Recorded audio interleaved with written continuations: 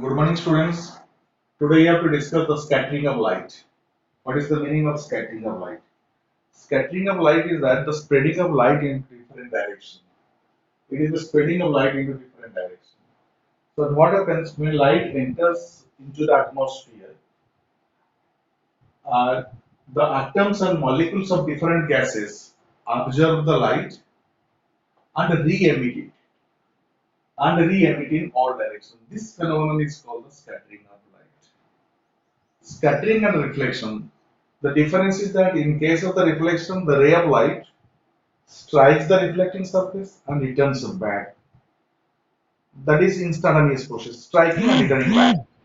But in case of scattering, the light strikes the molecules, atoms, or very small particles, and that atoms and small particles absorb the light and again re-emit it. Again re-emit it. That absorbing, this is the particle is absorbing and re-emitting. This re-emitting phenomenon is called the scattering of light. And the scattering phenomenon takes place in atmosphere because atmosphere contains different gases and different gases having the different atoms and the molecules, and this light is striking on the atoms molecules of the gases, and they re-emit in different directions. And this scattering phenomenon is of two types.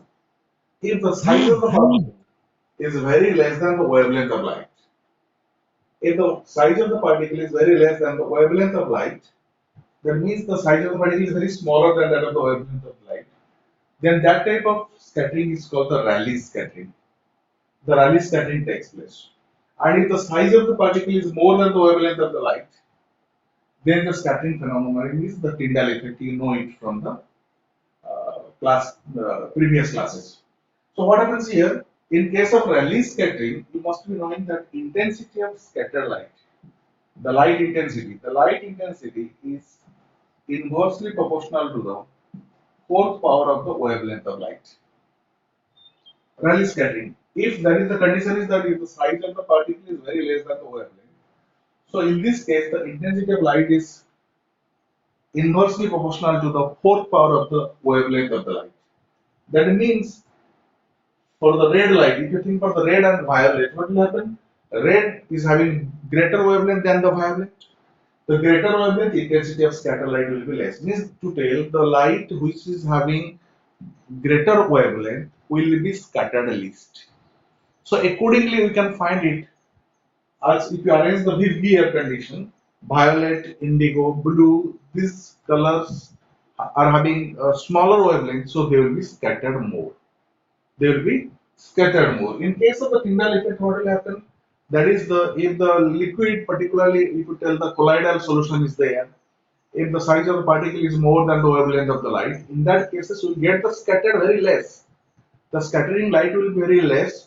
That is called the Tyndall effect, and you get the Tyndall effect when suppose the room is packed with smoke, and the room is packed with smoke, and you make the room dark.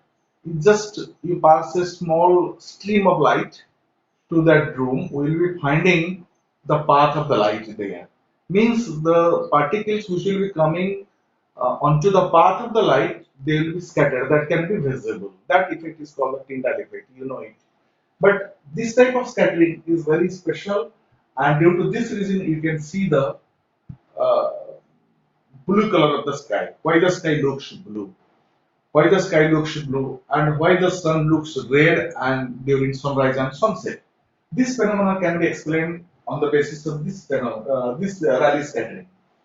So, as the intensity of scattered light is inversely proportional to the fourth power of the wavelength, the question is that why the sky looks blue? Why the sky looks blue? Here we are having why the sky looks blue. Why the sky looks blue? One concept is that looks blue. Why the sky looks blue?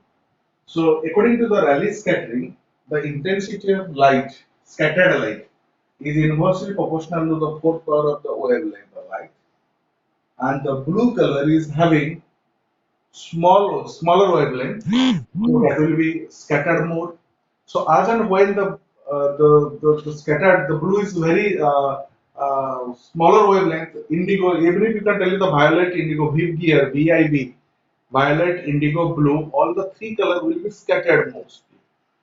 The most of the color of this violet, indigo, and blue will be scattered, and blue color is particularly sensitive to your eye. That is due to this reason we get the sky spread over the blue. That is due to this reason the sky looks blue. This is the reason why the sky looks blue. Another also we can tell it as why the sun looks red during sunrise and sunset.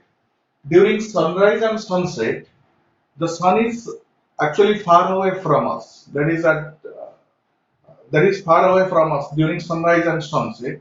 The ray of light, the white light, whichever is coming from the sun, passes through the atmosphere, and scatters. Most of the smaller wavelength colors will be scattered on its way of the light. Because blue, indigo, these are the smaller wavelength light will be scattered on the way. Only the greater wavelength, because the greater wavelength color will be scattered least. Only the greater one is the red color. The red color will be reaching to our eye, so that you find during sunrise and sunset the sun looks red. Why the danger signals are prefer the red one? Because red light is having the greater wavelength. As and when it is passing through the atmosphere, the scattering of light phenomena will be very least in this case, in case of the red light.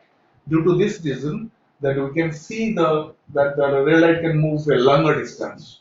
So this is the reason why the sky looks blue and why the sun looks red during sunrise and sunset. These phenomena are based upon the scattering of light. Remember it, the scattering of intensity, intensity of scatter light is inversely